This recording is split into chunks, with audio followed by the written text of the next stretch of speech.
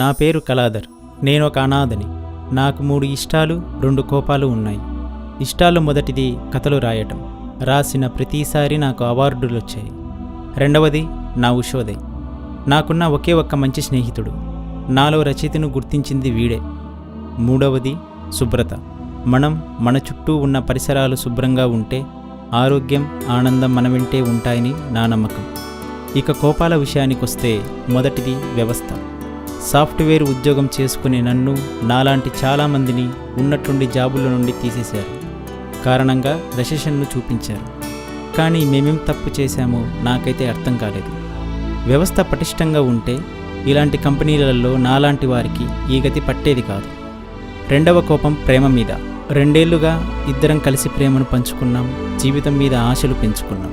ఇల్లు, పెళ్ళి, పిల్లలు ఇలా చాలా ఊహించుకున్నాం. రేపు తనకు ఎంగేజ్మెంట్ జరగబోతోంది మరో అబ్బాయితో. వ్యవస్థలో ఎవరిని నిలదీయాలో తెలియదు. ప్రేమను బెదిరించడం, అడుక్కోవడం నాకు రాదు. బాగా బ్రతకాలని 6 సంవత్సరాల క్రితం ఉన్న ఊరిని, ఉషోదయ్ని వదిలి వెళ్ళాను.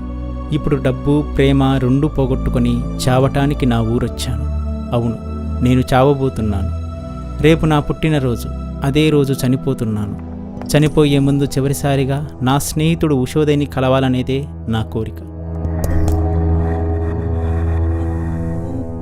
6 సంవత్సరాల నుండి ఒక్కసారి కూడా చూడలేదు, మాట్లాడలేదు. ఎంత మారుంటాడో ఏమో. ఈ వ్యవస్థ, నా ప్రేమ 2 నన్ను మోసం చేశాయి. ఒకవేళ రేపు ఈ స్లీపింగ్ టాబ్లెట్స్ కూడా మోసం చేస్తే, అందుకే ఒకటి వేసుకొని టెస్ట్ చేస్తా.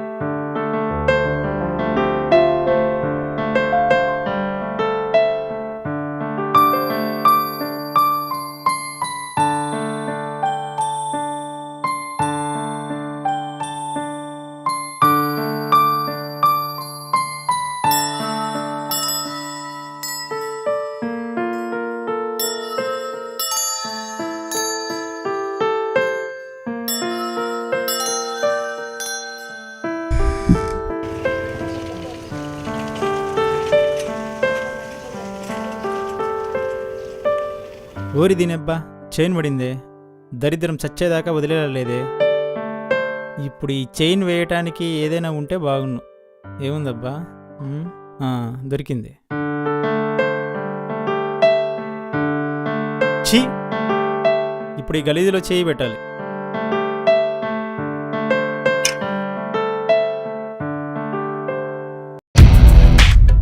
వీడేంటి ఇంత గలీజుగా ఉన్నాడు? ఎవడబ్బాయిడు? తల మీద సగం ఆస్తి పోగొట్టుకొని చూడ్డానికి ఉషోదయ్లా ఉన్నాడే. ఉషోదయ్లా ఏంటి? వీడు ఉషోదయ్యే. ఎరా, గుర్తుపట్టావా? ఉషోదయ్. అందరికి ఉషోదయం లాంటి వాడిని. నాతో ఉంటే అందరి జీవితాలు వెలిగిపోతాయి. ఏరా, బాగున్నావా? నేను చూడ్డానికి మామ నేనొచ్చింది. బాగానే గుర్తున్నానే. నా బెస్ట్ ఫ్రెండ్ రా నువ్వు. నిన్నెలా మర్చిపోతా? పదా, వెళ్తూ మాట్లాడుకుందాం. చేది మామ, మరీ గలీజుగా ఉన్నావు. అబ్బో, శుభ్రత ఇందులో కాదురా, ఇందులో ఉండాలి. అయినా పర్లేదు మామ, చేయి తీసి దూరంగా ఉండు. సరే పద, అలా వెళ్దాం. ఇంకా శుభ్రత పిచ్చిపోవాలదరా నీకు. అది సరే, ఇంతకాలం తర్వాత వచ్చావంటే ఏదో విశేషం ఉండాలే. విశేషం కాదురా, కోపం. ఇద్దరి మీద. ఇద్దరి మీదనా? ఫస్ట్ ఎవరు? ఈ వ్యవస్థ మామ. ఏం జరిగింది? ఏ ఐటీ కంపెనీకి వెళ్ళినా ఉద్యోగం ఎప్పుడు పోతుందో అని భయంగా బతకాల్సి వస్తుంది మామ. ఈ వ్యవస్థలోనే కదరా అన్నీ ఉన్నాయి. వ్యవస్థే బాగుంటే నా ఉద్యోగం పోయేదా చెప్పు? అది నిజమేలే. ఏరా అలా చూస్తున్నావు? నీళ్ళేమో తాగుతావా? అవునరా, తాగుదాం. సరే అలా పెట్టరా, తాగుదాం. ఎరా రావట్లేదా? ఇప్పుడు చూడు. లాభం లేదు రోయ్. అక్కడ ట్యాప్ ఉంది, వెళ్ళి చూద్దాం పదా. పద.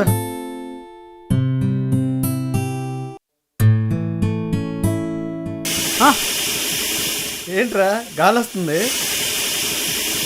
ఈ వ్యవస్థ ఇలా ఉంది కాబట్టి నాకు కోపం. ట్యాప్ నుండి నీరు రావాలి కానీ గాలి వస్తుంది. నేను ఒకటి అడుగుతా, చెప్తావా? మీ ఇంట్లో కరెంటు ఎప్పుడు పోతుందో ఎప్పటికి వస్తుందో చెప్పగలవా? ఉన్నట్లుండి ధరలు పెరిగిపోతాయి, వంతెనలు కూలిపోతాయి. ఎక్కడికెళ్ళి ఎవరిని అడిగినా లాభం ఉండదు. అందరూ సక్రమంగా పనిచేస్తుంటే ఈ పాటికి ట్యాప్ లో నీరు వచ్చేవి, నేను ఆఫీసులో ఉండేవాడిని. నీ కోపం ట్యాప్ లో నీళ్లు రానందుక, నీ జాబ్ పోయినందుక? అన్నీరా. ఉద్యోగాలకు గ్యారంటీలు లేని ఆ కంపెనీలు ఎవరికి ఉపయోగము? నీటి బొట్టు కూడా రాల్చని ఈ ట్యాప్లు ఎవరికి ఉపయోగం? ఏమో ఇంకెవరికైనా ఉపయోగపడొచ్చు. ఏంట్రా కామెడీనా? ఈ ట్యాప్ ఎవరికైనా ఉపయోగపడితే గుండు కుట్టించుకుంటాన్రా. సరే పద, ఒక గంట వెయిట్ చేసి చూద్దాం. పద.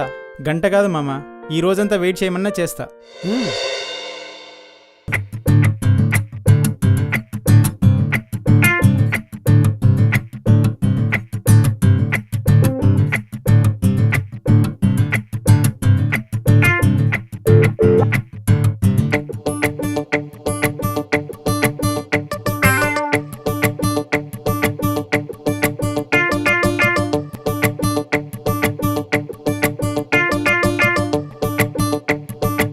ఎరా దగ్గరలో సైకిల్ షాప్ ఉందా?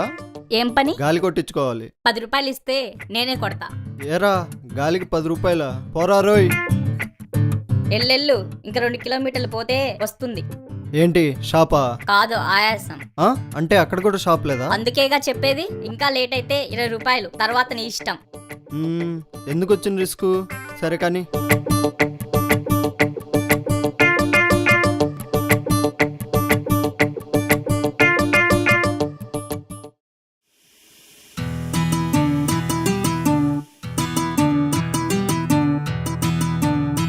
ఏముందిరా అక్కడ?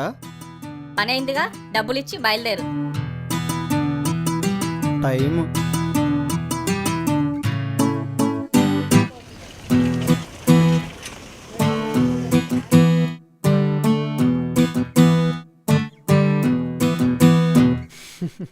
గుండు నీకంత బాగోదులేరా. ఇప్పుడు చెప్పు, నీవు ట్యాప్లోంచి నీరు వస్తేనే ఉపయోగం అన్నావు, కానీ వాడు ట్యాప్లో నుంచి వచ్చి గాలిని ఎట్లా ఉపయోగించాలో నేర్చుకున్నాడు. చూడు కళాధర్, ఉపయోగం అంటే అది మనకు ఉపయోగపడడం కాదురా, మనం దాన్ని ఉపయోగించుకోవడంలో ఉంటుంది. అయినా నువ్వు చదివిన చదువుకు అదే జాబ్ చేయాలని లేదు కదా. నీలో ఒక మంచి రైటర్ ఉన్నాడు, ఆ విధంగా ప్రయత్నించవచ్చు కదా. అయినా ప్రపంచంలో ఏ గొప్పవాడిని తీసుకున్నా చదివిన చదువుకు చేసే జాబ్కు ఏ సంబంధం లేదురా. మనం చూసేది వ్యవస్థ కాదు కళాధర్, మనం చూసేదాన్ని బట్టి వ్యవస్థ. అలా చూడు, అన్నీ నీ వైపే తల ఉంచితే. సరే వెళ్దాం పద. సరే పద.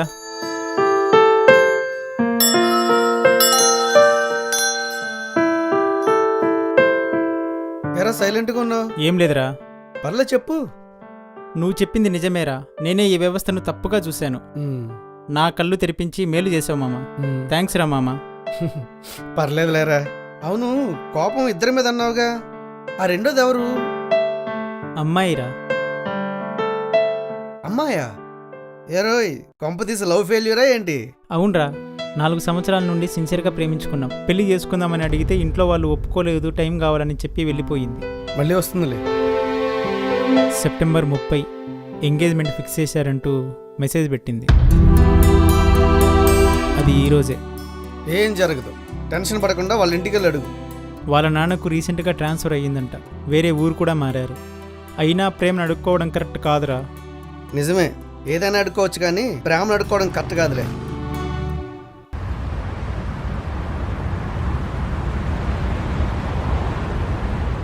ఏంటిది?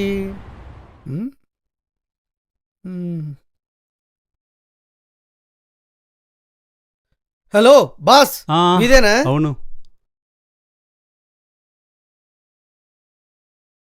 Thanks boss. ఏంటి నాప్కిన్ కోసం ఇలా? ఇది నాప్కిన్ కాదు బాస్, నా ప్రాణం. లవ్ స్టోరీనా? అవును. మీకు అభ్యంతరం లేకపోతే మేము తెలుసుకోవచ్చా? రండి కాసేపు కూర్చుందాం.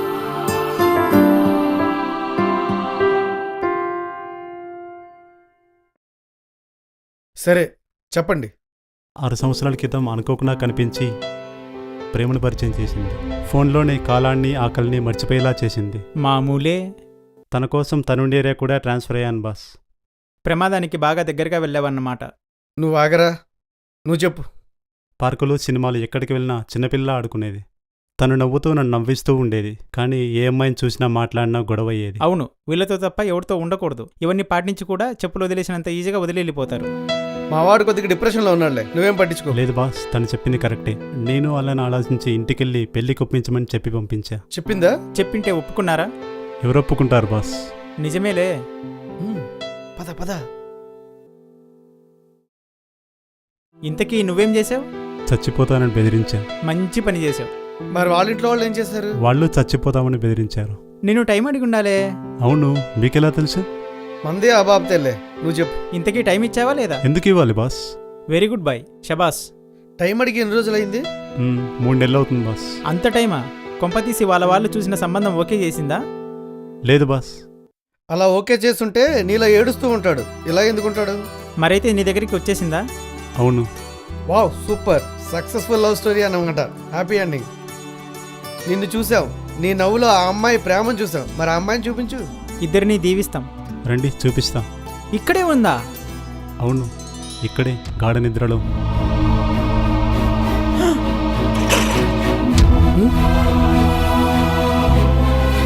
ఓయ్, వింటున్నావా? మన లవ్ స్టోరీ బాగా నచ్చిందంట వీళ్ళకి. ఎలా జరిగింది? నా మూర్ఖత్వంతో, పెళ్ళి అనే నా స్వార్థంతో నేను బెదిరించాను, వాళ్ళు బెదిరించారు. చివరికి నా దగ్గరికే వచ్చింది, కాకపోతే విషం తాగి. అప్పటికే ఆలస్యమైంది బాస్. అసలు తన గొంతు వినకుండా ఏ రోజు స్టార్ట్ కాదు బాస్.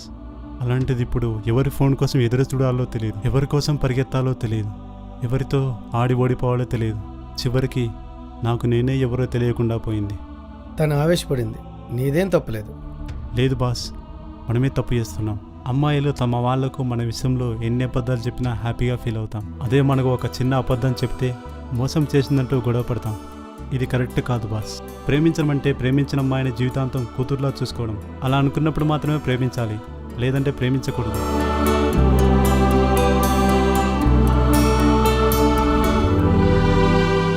సారీ బాస్, మిమ్మల్ని బాధ పెట్టుంటే.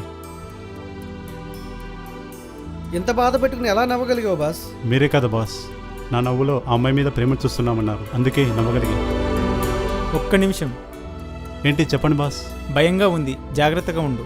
భయం ఎందుకు బాస్? నాకు చచ్చేంత కోరిక లేదు, బ్రతికేంత ఓపిక లేదు. నా ప్రియురాలి కోరికలు తీర్చాలనే తపన తప్ప.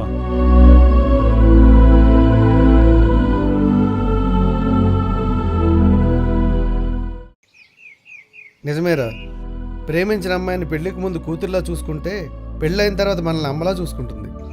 మరి పెళ్లి కాకపోతే?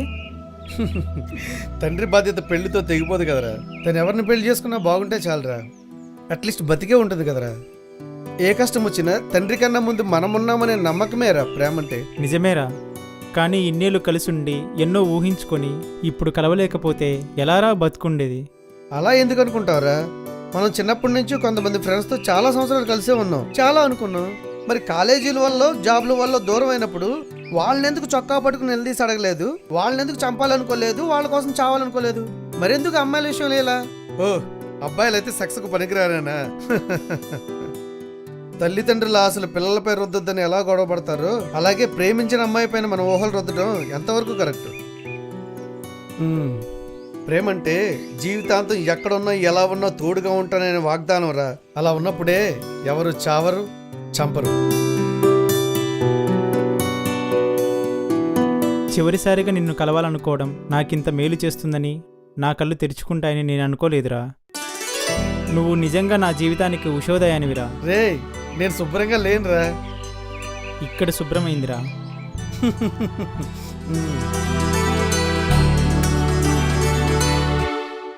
ప్రేమ మీద కోపంతో సిమ్ము తీసి పడేశా. ఇప్పుడు వెళ్ళి సిమ్ము వేసుకొని నా లవర్తో మాట్లాడాలి. వెళ్ళనా? వెళ్ళు, కానీ రేపు రా, కొత్త లైఫ్ స్టార్ట్ చేద్దాం. ఖచ్చితంగా రా. ఒక్క నిమిషం కలాదర్. రేపు ఎప్పుడైనా నాకే ఎందుకు ఇలా జరిగిందనుకో, ఇందులో నాకేం మంచి జరిగిందని ఆలోచించు. అదే జీవితం. సరే మామ, వస్తాను.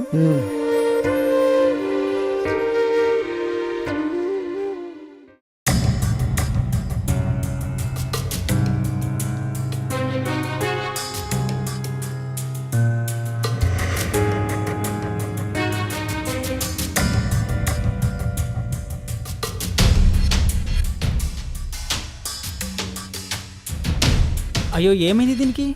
ఒక నెంబర్ నొక్కితే ఇంకోటి పడుతోంది. ఓ షిట్, ఏంటి ప్రాబ్లం?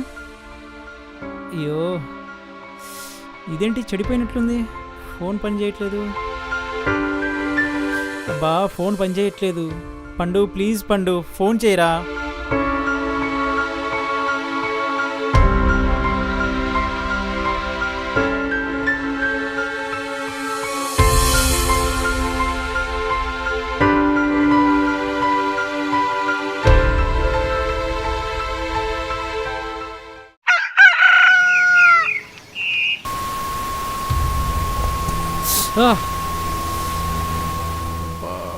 తలబట్టేస్తా.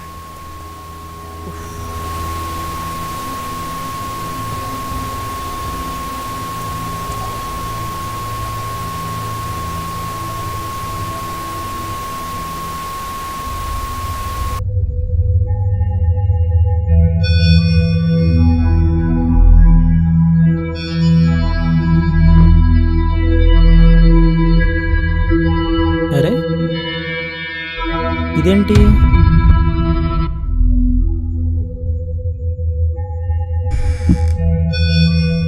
పుస్తకం ఏంది ఇక్కడుంది?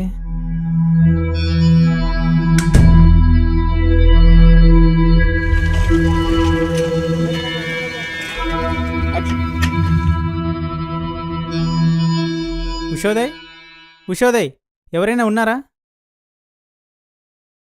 ఎవరు కావాలి బాబు? ఉషోదయ్ ఇల్లు ఇదే కదండి? ఉషోదయ? అవును, ఇదే బాబు. నేను వాడి అన్నను. నా పేరు కలాదర్. నేను ఉషోదయ్ బీటెక్ వరకు కలిసి చదువుకున్నాం. అలాగనా బాబు, రండి లోపలికి.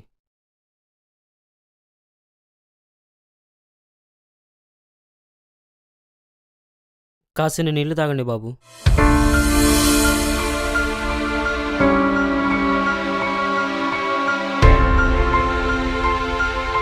కొన్ని కారణాల వల్ల నేను చనిపోవాలనుకున్నాను. నిన్న ఉషోదయ్ని కలవడం వల్ల నా అభిప్రాయం మార్చుకున్నాను. మీ వాడు నాకు ఫ్రెండ్గా దొరకడం నా అదృష్టం. 5 ఏళ్ల మునుపు పరాయి దేశంలో సాఫ్ట్వేర్ ఉద్యోగం అంటూ సంబరంగా వెళ్ళాడు. ఆడికెళ్ళిన 30 దినాలకే ఓ రోజు రేయిజామున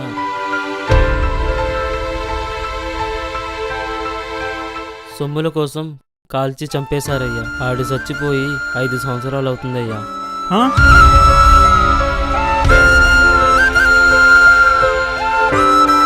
సాఫ్ట్వేర్ ఉద్యోగం అంటే తమ్ముడు చేతికి అందొస్తాడనుకున్నా, ఇలా శవమే చేతుల్లోకి వస్తాడనుకోలేదు.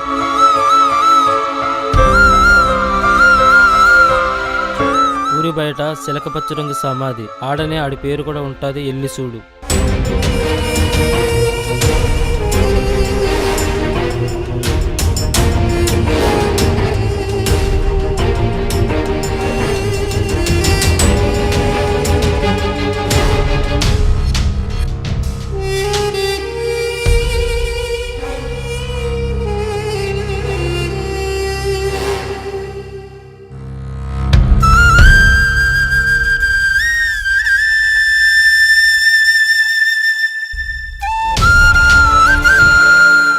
ఉదయ్, ఉషోదయ్, అందరికీ ఉషోదయం లాంటివాడిని. నాతో ఉంటే అందరి జీవితాలు వెలిగిపోతాయి. మనం చూసేది వ్యవస్థ కాదు కళాధర్, మనం చూసేదాన్ని బట్టి వ్యవస్థ. ప్రేమించిన అమ్మాయిని పెళ్లికి ముందు కూతుర్లా చూసుకుంటే పెళ్ళైన తర్వాత మనల్ని అమ్మలా చూసుకుంటుంది. ప్రేమంటే జీవితాంతం ఎక్కడున్నా ఎలా ఉన్నా తోడుగా ఉంటాననే వాగ్దానం రా. అలా ఉన్నప్పుడే ఎవరు చావరు, చంపరు. కానీ రేపు రా, కొత్త లైఫ్ స్టార్ట్ చేద్దాం. ఏం జరిగింది? అయ్యో, టాబ్లెట్ వేసుకున్నాను, టీవీ ఆఫ్ చేయకుండా పడుకున్నాను.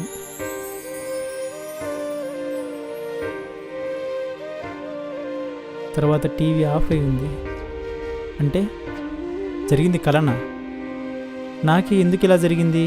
రేపు ఎప్పుడైనా నాకే ఎందుకు ఇలా జరిగిందనుకో, ఇందులో నాకేం మంచి జరిగిందని ఆలోచించు. అదే జీవితం. ఓ, నా ఫోన్ ఎక్కడా?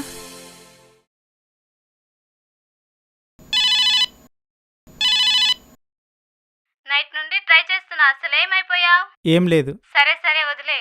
Happy birthday to you. Thanks. ఇంకేంటి విశేషాలు? నీ ఎంగేజ్మెంట్ ఎలా జరిగింది? ఇంకా లేదు, ఈరోజు evening. Okay, all the best. ఒక విషయం అడగనా? అడుగు. రేపు నా పెళ్ళైపోయాక నాకు ఏదైనా కష్టం వస్తే నాకు తోడుంటావా? ఖచ్చితంగా ఉంటాను. చాలా థ్యాంక్స్. అంటే బాయ్ ఫ్రెండ్ లా ఉంటావా లేక? మీ తండ్రి తర్వాత తండ్రిలా జీవితాంతం తోడుంటానురా.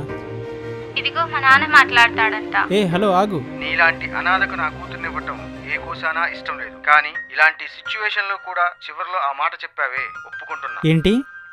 సాయంకాలం వచ్చి నా కూతురికి రింగు తొడిగి పెళ్లికి సిద్ధంగా. అంకుల్, నిజంగా? అవును. అంకుల్, ఓ విషయం. ఇంకేంటి? నాకు జాబు. తెలుసు తెలుసు, మా అమ్మాయి అంతా చెప్పింది. ఆ కథలేంటో బాగా రాస్తా ఉంటా కదా, అది చాలులే, వచ్చేయి.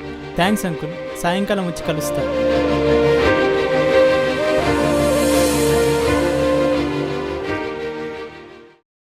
ఉషోదయ్ చెప్పినట్లు ఈ ప్రపంచాన్ని మంచిగా చూడాలే కానీ ఊర్లో వాళ్ళ చావుల కోసం ఊరి చివర ఎదురుచూసే శ్మశానంలో కూడా మరో జన్మ పొందవచ్చు. బాధలోనో ఆవేశంలోనో జీవితాన్ని మార్చే ఏ ఆలోచన వచ్చినా ఓ గంటసేపు తనివి తీరా నిద్రించండి. అందరికీ ఒక కొత్త ఉదయం కనిపించకపోవచ్చేమో కానీ జీవితాన్ని చీకటి పాలు చేసే చెడు మాత్రం జరగదని నా అభిప్రాయం. క్షణికావేశంతో తీసుకునే నిర్ణయాలను వాయిదా వేసే ప్రతి ఒక్కరికి ఈ చిత్రం అంకితం.